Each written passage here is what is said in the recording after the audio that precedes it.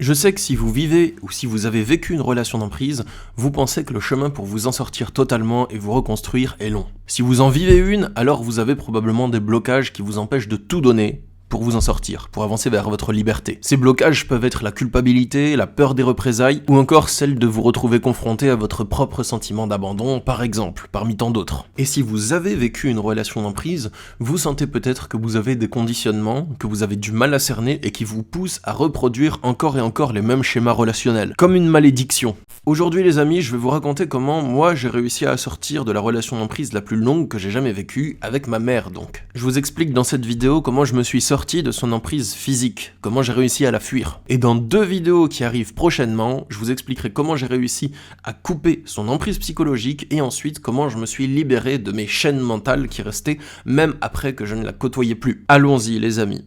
Juste avant de vous raconter comment j'ai fait, je vous explique quelle est ma vie actuellement. Aujourd'hui, avec ma mère, je n'ai plus aucun contact, elle est bannie, j'ai coupé totalement les ponts, et je l'ai fait non pas par rancune ou par colère ou quoi que ce soit, mais par intelligence, parce qu'elle est incapable d'entretenir des relations saines avec qui que ce soit, toutes ses relations sont toxiques et son comportement est en permanence toxique et en permanence de la tentative de manipulation. Donc je suis en paix intérieure totale avec ça, et je le fais par logique, par intelligence, voilà, par choix, pour me préserver. Je me sens libre et pleinement moi dans mon quotidien, j'ai aucune relation toxique, j'ai que des relations saines, et mon métier c'est coach en développement personnel, et j'accompagne entre autres des personnes à dépasser des relations d'emprise, à s'en sortir, à prendre conscience, à acter la rupture, à mettre un terme au harcèlement, et ensuite à se reconstruire et à dépasser les schémas de blocage qui restent. Donc ça c'est mon métier, c'est une de mes activités professionnelles principales, avec l'écriture de livres, les vidéos et l'organisation de retraites spirituelles. Bon, maintenant que je vous ai parlé un peu de ma situation présente, je vais vous expliquer enfin comment j'ai réussi à sortir de l'emprise physique de ma mère. Par emprise physique, je veux dire que j'habitais avec elle sous le même toit. Alors, le topo, quelle était ma situation ? Déjà, j'ai été élevé par elle tout seul. J'avais pas d'autres membres de la famille, et c'est une personne qui avait pas d'amis non plus. Donc quand je vivais avec elle, j'étais vraiment en huis clos tout le temps. J'avais pas d'oncles, de tantes, de cousins, de cousines à qui je pouvais me confier ou quoi que ce soit. J'étais juste seul avec elle. Qu'en est-il de mon père ? Eh bien mon père, il avait une femme avec laquelle il a 2 filles qui sont grandes, je sais pas, elles doivent avoir 50, peut-être 60 ans ou un truc comme ça maintenant. Il a décidé de faire un enfant avec ma mère, qui était une personne qui travaillait dans le même bâtiment que lui, alors qu'il était marié à une autre femme. Et il a cru que ça passerait. Donc il s'est vraiment dit, enfin je sais pas ce qu'il s'est dit, je sais pas ce qui lui est passé par la tête, parce que pour faire un enfant alors que t'es marié, et en plus, il voulait même pas s'occuper de moi, donc c'est même pas comme si il avait une sorte de nostalgie de la paternité ou je sais pas quoi, parce que mon père, je l'ai presque jamais vu. Donc je sais pas trop pourquoi il a décidé de me faire, mais au final, les amis, je suis là. Et je fais des trucs cool dans le monde, et je suis content d'être là. Enfin, bon, je suis là, alors je suis avec, hein. Dans le sens, je pense que c'est un peu comme tout le monde, hein. Vous êtes là, et vous faites du mieux que vous pouvez pour vivre votre vie, hein. Peu importe quelles sont les circonstances dans lesquelles vous êtes arrivé, dans tous les cas, vous êtes là maintenant, en train de regarder ma vidéo, moi je suis là en train de la tourner, et puis on fait comme on peut dans la vie, les amis. Donc, j'étais seul avec elle. Et très rapidement, quand j'étais petit, les violences physiques ont commencé. Mon premier souvenir de violence physique avec elle, je crois que j'avais 4 ans et demi, et j'étais dans un magasin de jouets avec elle, et je lui avais demandé de m'acheter une peluche en forme de vache.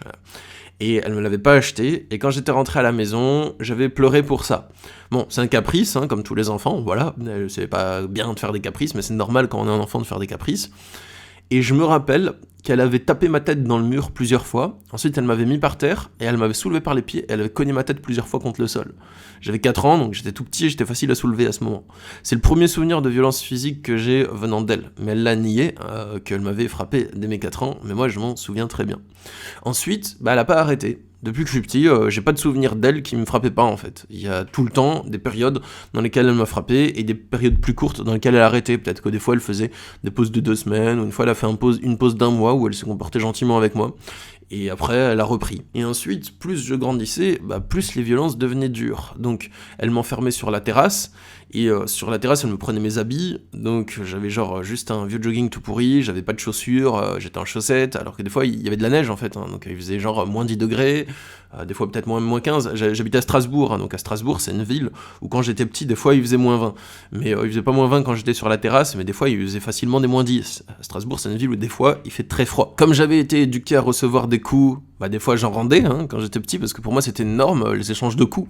C'est normal, hein, quelqu'un tu l'éduques à le taper, pour lui taper c'est pas quelque chose de grave en fait, vous voyez. Après dans ma vie moi j'ai jamais été violent avec personne, j'ai juste rendu des coups quand elle m'en donnait des fois quand j'étais petit. Les violences s'accentuaient, et il y a un moment où j'ai atteint un point critique, c'est quand j'avais 19 ans, c'était tellement hardcore, et elle basculait tellement dans la folie, qu'il y avait même plus l'alternance entre le côté gentil d'elle et le côté méchant, parce qu'avant c'était jour et nuit. Et là, il y avait que le côté nuit, elle devenait que méchante. Je retrouvais plus la personnalité gentille qu'elle pouvait manifester des fois. Enfin gentille, je sais pas si on peut appeler gentille, parce que c'est quand même pathologique, la manière dont elle se comportait, même quand elle était gentille, je le vois maintenant avec du recul, mais je la retrouvais même plus en fait. Je retrouvais juste de la démence, de la folie, de la noirceur. Elle devenait incapable à raisonner, elle avait basculé complètement dans la folie, elle accomplissait même des actions sans but, des actions uniquement pulsionnelles et sadiques, mais sans but derrière, qui étaient complètement absurdes. Je dormais de plus en plus dehors, les moments où je dormais dedans, en fait elle mouillait le sol, elle prenait le matelas, elle mouillait le sol avec de l'eau froide en hiver, pour que je puisse pas dormir de la nuit et que je sois obligé de rester assis sur une chaise, enfin. Elle me prenait toute forme de distraction, j'étais enfermé dans la chambre, je pouvais rester plusieurs semaines. Sur la terrasse, pareil. Elle m'enfermait plusieurs jours, elle me donnait à manger dans un sachet plastique, genre des biscottes et du fromage à tartiner ou un truc comme ça. Et pas tout le temps, hein, c'était une fois par jour, ou des fois une fois tous les 2 jours même. Et plus le temps passait, plus ça devenait dingue, et je manquais cruellement de sommeil, je la fuyais, donc j'avais pas forcément d'endroit où dormir, des fois j'étais hébergé par des amis qui m'aidaient, mais pas tout le temps. J'arrivais à l'école, j'étais explosé, ça se voyait à ma tronche que je manquais de sommeil, que j'étais en galère de ouf. Donc dans ma tête, il y avait tout le temps des pensées de nourriture, c'était ce qui occupait mon esprit la plupart du temps. Je pensais à manger, comment me nourrir, je voyais des images de nourriture parce que j'avais faim en permanence, et quand je rentrais à la maison, elle échangeait des coups en fait, elle me donnait des coups, et si j'avais le malheur de me défendre, à chaque fois qu'elle avait une trace, elle faisait un certificat pour cette trace et elle menaçait de porter plainte contre moi. Donc j'étais vraiment en danger à tous les niveaux, physiquement, mentalement, et même ma vie sociale était en danger, parce que si elle porte plainte contre moi, que je me retrouve en prison ou un truc comme ça, en fait c'était la merde, et je devais quand même la repousser pour pas subir tous ces coups, parce que ça faisait mal en fait, et si je la repoussais, en fait il y avait un bleu, donc enfin c'était absurde, et moi je pensais pas à tout ça, à porter plainte contre elle pour coups et blessures, enfin je réfléchissais pas à tout ça, moi j'étais juste en mode survie, je voulais juste me démerder à ce moment. Donc qu'est-ce qui s'est passé? Comment j'ai réussi à me sortir de son emprise? J'ai essayé de me barrer plusieurs fois, mais j'avais pas de famille, j'avais des amis, mais ils pouvaient pas m'héberger totalement, en fait, ils pouvaient peut-être me dépanner, mais pas genre m'accueillir dans leur maison, enfin, vous voyez ce que je veux dire. À ce moment, à chaque fois que j'essayais de partir et d'aller en ville pour m'aérer, de sortir, en fait, elle simulait des crises. Déjà, elle me cachait mes chaussures, mais quand j'arrivais à les prendre, elle simulait qu'elle s'évanouissait, et juste quand j'essayais de revenir, en fait, elle va mieux. Et j'ai réussi à contacter un éducateur que j'avais rencontré quand j'étais en foyer, quand j'avais 13 ans, pour la première fois. Cet éducateur, je vais juste donner son prénom, parce que le nom de famille, ça regarde pas, c'est sa vie privée, mais il s'appelle Olivier, et il m'a grave aidé de ouf. Il m'avait dit, si ta mère, elle te fait trop la misère, si c'est trop dur avec ta mère, contacte-moi, on va trouver une solution. Il y a des moyens d'héberger les jeunes, même s'ils sont majeurs, il y a quelque chose pour toi. Un jour, c'était tellement dur que par instinct de survie, en fait je l'ai appelé, je lui ai dit, Olivier, écoute, tu m'avais dit que tu pouvais m'aider en fait, j'ai besoin d'aide là à ce moment, j'aimerais être hébergé, j'aimerais sortir de là. Olivier il m'avait dit de passer dans son bureau, il me donnait souvent des tickets resto en plus, comme ça je pouvais m'acheter à manger quand c'était trop galère avec ma mère, il me dépannait à ce moment-là, enfin mais il avait vraiment fait l'ange gardien pour moi ce mec, donc big respect à lui. Il m'avait aidé à trouver un contrat jeune majeur avec le Conseil général du Bas-Rhin. Donc c'est un contrat qui va permettre aux jeunes d'avoir un appartement, même quand ils sont majeurs, et c'est le Conseil général du Bas-Rhin qui finançait ce contrat. Donc ça m'a aidé grave aussi, mais il fallait qu'il y ait une réserve, qu'il y ait un projet professionnel ou des études suivies derrière. Il fallait qu'on soit impliqué dans notre vie professionnelle et que ce soit pas juste un appart pour glander et pour rien faire. Avec plusieurs rendez-vous, j'ai fini par être accepté pour ce contrat. C'était un miracle pour moi. Et je devais subir un ultime rendez-vous pour valider le contrat. Cet ultime rendez-vous, c'était avec le directeur de l'établissement qui allait m'héberger, dans lequel se trouvait mon logement. C'était le foyer Jeunes Travailleurs du Neuf à Strasbourg. Le directeur, j'avais rendez-vous avec lui, j'ai dû sécher les cours pour y aller. On s'en fout, hein. À ce moment-là, j'étais en mode survie. Qu'est-ce que je m'en tape du cours de maths, les amis? Je pense juste à mais comment je vais faire pour survivre et passer cette épreuve. Je n'avais rien à péter des cours à ce moment, mais totalement. J'y allais juste... je sais même pas pourquoi j'y allais, par devoir en fait, hein, voilà. Mais les amis, croyez-moi qu'à chaque étape de ce processus, j'étais pétri par la peur et écrasé sous le poids de ma propre culpabilité. Parce que j'avais l'impression de faire du mal à mon agresseur quand je le quittais. Donc j'avais l'impression de faire du mal à ma mère quand je m'extrayais de son emprise, parce qu'elle voulait pas que je parte. Elle voulait que je reste. Mais pourtant... elle me faisait vivre un enfer tout le temps à la maison, vous voyez. C'est ça le propre de l'emprise. Et j'avais l'impression que j'étais en tort de faire ça. Et comme j'étais sous emprise, qu'elle m'avait pas mal isolé, j'avais pas grand monde à qui me confier, bien en fait je me confiais à elle. Et ça faisait partie de sa stratégie comportementale, je sais pas si c'était prémédité ou si c'est juste ses réflexes de folie qu'elle a développés, mais elle se comportait de manière gentille pendant des très courtes fenêtres de temps, peut-être 1 heure, dans le but que je me confie à elle, et ça marchait, donc je racontais que je faisais des démarches pour me barrer de chez elle. Donc elle m'a fait promettre d'arrêter ses démarches, et je lui ai dit que j'arrêtais ses démarches, mais je sais pas comment j'ai eu la présence d'esprit de pas arrêter ses démarches et de lui mentir là-dessus. Et je lui ai dit que j'ai arrêté, et que Olivier c'était un méchant, qu'il voulait me prendre à elle, et c'est ce qu'elle voulait entendre, en fait, comme ça elle me laisse tranquille. À ce moment, il voulait rien, Olivier, hein, il voulait juste m'aider, et il répondait à ma demande et à mon appel au secours, hein, c'était vraiment quelqu'un de très bien. Mais c'est ce que je lui disais à elle, pour que ma vie soit moins un enfer. J'ai passé ce dernier entretien, je me sentais très coupable, comme si je la trahissais. Je me rappelle chaque pas que je faisais vers cet établissement, avec le chef de l'établissement qui m'attendait, chaque pas, j'avais l'impression que j'étais en tort et que je me rapprochais encore plus de commettre quelque chose de moralement incorrect, parce que j'allais me barrer. À ce moment, j'ai eu rendez-vous avec le mec. Il m'a dit « tel jour, on peut t'accueillir ». Donc je savais que j'avais un certain nombre de jours, par exemple 2 semaines, à tenir chez elle. Pendant ces 2 semaines, c'était un enfer comme d'habitude, et le dernier jour, c'était tellement un enfer que quand je suis rentré de l'école, à ce moment-là, mais je vous en ai déjà parlé dans certaines anciennes vidéos, mais je vous en reparle parce que c'est possible que vous les ayez pas vues non plus, je suis rentré de l'école, et elle a recommencé à faire une scène, et je me suis dit « ok, là, c'est maintenant ou jamais ». J'ai senti que la dispute commençait à monter, chez elle, hein, toute seule dans sa tête, qu'elle commençait à s'énerver de plus en plus, et j'ai profité de, vous savez, la courte fenêtre, avant qu'elle passe de l'état de énervé en silence à pétage de plomb, parce qu'elle était très très explosive dans son comportement, j'ai profité de la courte fenêtre pour aller juste dans la cuisine, prétextant d'aller boire. Mais elle me surveillait, elle me suivait, enfin, c'était pas aisé. À ce moment, j'ai sauté dans la machine à laver, j'ai attrapé des habits que j'avais dedans, c'est tout ce à quoi je pouvais avoir accès comme habits, parce qu'elle gardait mes habits sous clé dans sa chambre. Donc j'ai attrapé un pantalon, je crois des slips dans la machine à laver, des trucs comme ça, et je suis parti, mais elle a attrapé mon pantalon pour que je parte pas. Et moi, j'en avais qu'un seul sur moi, et j'avais aucun rond, hein. J'avais pas d'argent, personne qui pouvait m'en donner. Je me suis dit, il me faut vraiment ce deuxième fucking pantalon.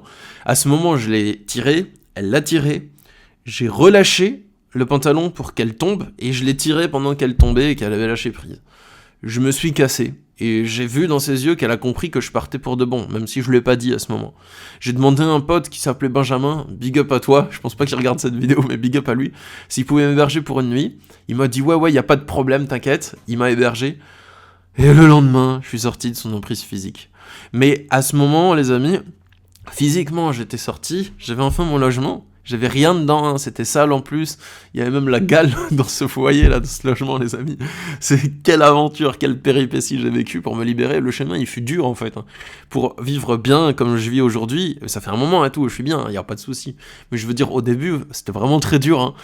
Mais peut-être que vous avez vécu des trucs encore plus durs que moi, je fais pas ça pour me comparer, ou pour me plaindre, ou pour qu'on pleure sur mon sort. Si je vous raconte tous ces trucs, c'est surtout pour vous inspirer, pour vous dire que même si, dans les moments les plus durs, même si j'ai vécu une situation vraiment galère, bah en fait on peut s'en sortir. Donc même si vous voyez qu'il y a plein d'éléments qui jouent contre vous dans votre situation, et que vous êtes quelqu'un qui est sous emprise, ou même vous êtes sorti d'emprise mais vous voulez vous reconstruire, vous verrez que même moi, avec ma situation ultra dure et très désavantagée, j'ai réussi en fait étape par étape.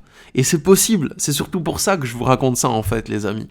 Donc aujourd'hui, j'estime pas être à plaindre de ce que j'ai vécu, parce que je suis juste content de m'en être sorti, je suis juste content de ce que j'ai fait de ma vie ensuite, je suis fier de l'avoir fait, mais ce fut dur. J'ai eu plein de doutes, mais au final j'ai jamais regretté de l'avoir fait.